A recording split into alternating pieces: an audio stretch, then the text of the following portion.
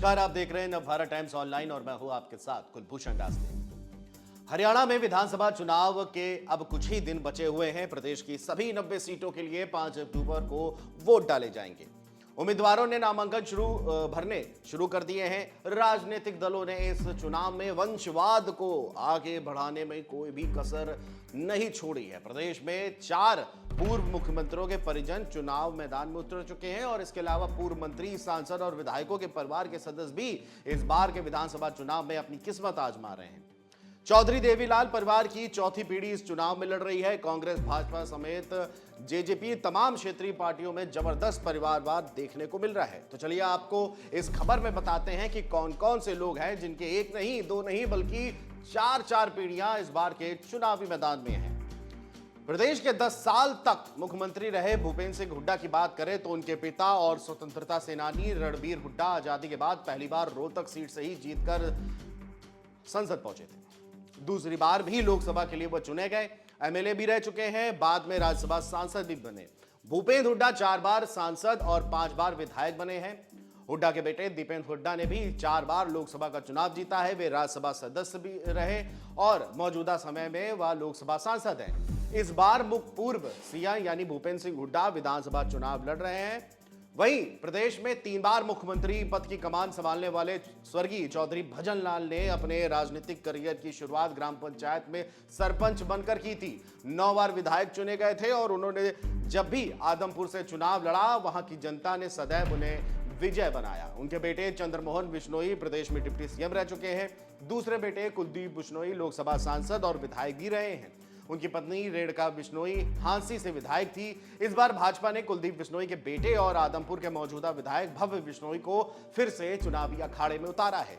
अब चंद्रमोहन को पंचकुला से कांग्रेस टिकट मिलने की संभावना बताई जा रही है। इसके अलावा स्वर्गीय बंसीलाल प्रदेश के 3 बार के मुख्यमंत्री रहे थे। उनके बाद राजनीतिक विरासत को छोटे बेटे सुरेंद्र सिंह ने आगे बढ़ाया। सुरेंद्र सिंह लोकसभा सांसद, राज्यसभा सांसद और विधायक रहे।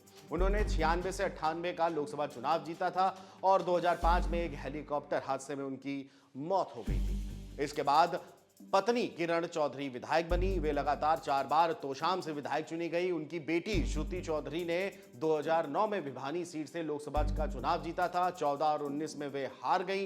किरण चौधरी के अलावा बंसीलाल के दूसरे बेटे यानी रणबीर महेंद्रा और दामाद सोमवीर भी सियासत में रहे हैं।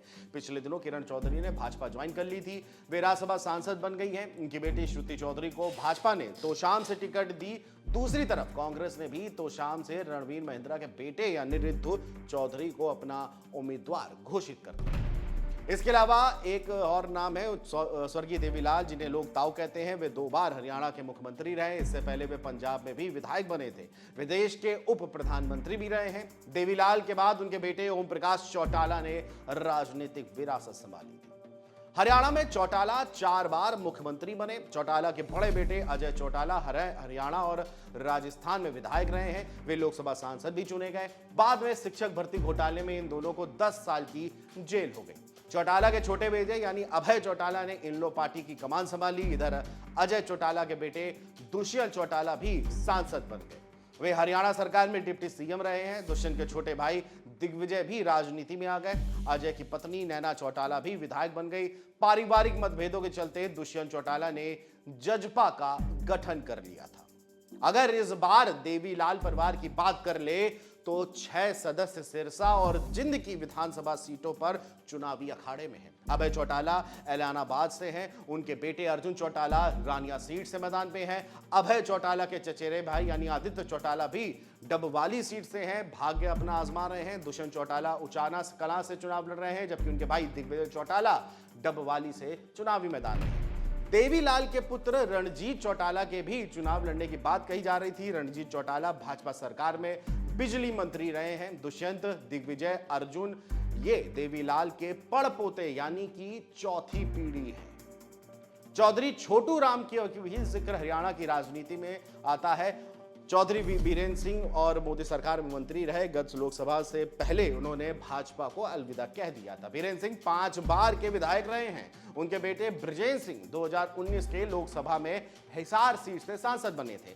बीरेंद्र की पत्नी यानी प्रेमलता विधायक ऊचाना कला से विधायक रही हैं, लेकिन पिछले विधानसभा चुनाव में उन्हें दुष्यंत चौटाला ने शिकस्त दी थी।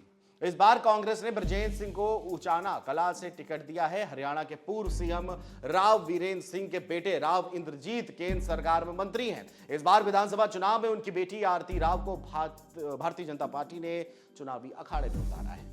कांग्रेस की बात कर लेते हैं। कांग्रेस पार्टी ने महम सीट से बलराम दांगी को मैदान में उतारा है। बलराम दांगी पूर्व विधायक आनंद सिंह दांगी के बेटे हैं। कांग्रेस के एनआईटी फरीदाबाद से मौजूदा विधायक नीरज शर्मा को भी टिकट दी है।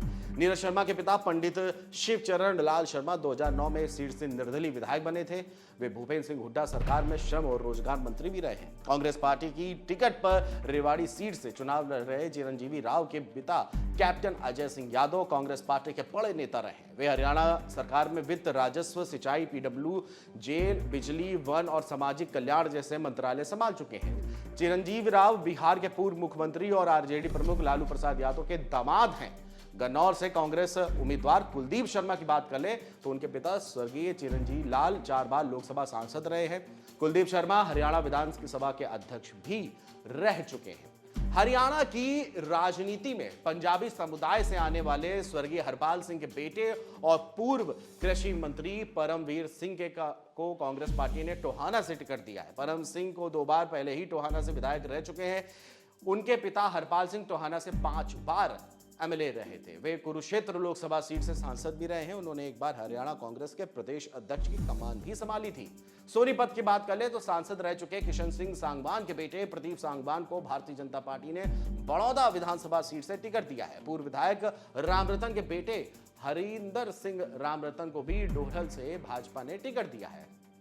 इसके अलावा अन्य कई और पूर्व मंत्री हैं, जिनमें से विनोद शर्मा की पत्नी और राज्यसभा सदस्य कार्तिकेय शर्मा की माता शक्ति रानी शर्मा को भाजपा ने कालका विधानसभा सीट से उम्मीदवार बनाया है। पूर्व मंत्री करतार सिंह भड़ाना के बेटे मनमोहन सिंह भड़ाना को समालखा सीट से भाजपा का टिकट मिला है। और इसी तरह सहकारिता मंत्री सतपाल सांगवान के बेटे सुनील सांगवान को चरखी दादरी से भारतीय जनता पार्टी ने उम्मीदवार बनाया है। यानी 2024 के हरियाणा चुनाव में देखें तो मुख्यमंत्रियों और पूर्व मुख्यमंत्रियों और तमाम विधायकों, नेताओं की झड़ी लगी हुई है पूरे वंशज को लेकर के, परिवारवाद को लेकर के। परिवारवाद का जिक्र भाजपा भी करती रही है, लेकिन हरियाणा के चुनाव में कोई भी पार्टी इससे छूती हुई नहीं नजर आती या छूती नहीं दिखती है। कोई भी पार्टी हो, कांग्रेस, भाजपा, जेजेपी, इनलो, सभी पार्टियां पूरी तरह से परिवारवाद और वंशवाद से घिरी हुई नजर आती है। फिलहाल अभी के लिए इतना ही। देश दुनिया की तमाम बड़ी खबरों के लिए बने रहिए नवभारत टाइम्स के साथ। नमस्कार।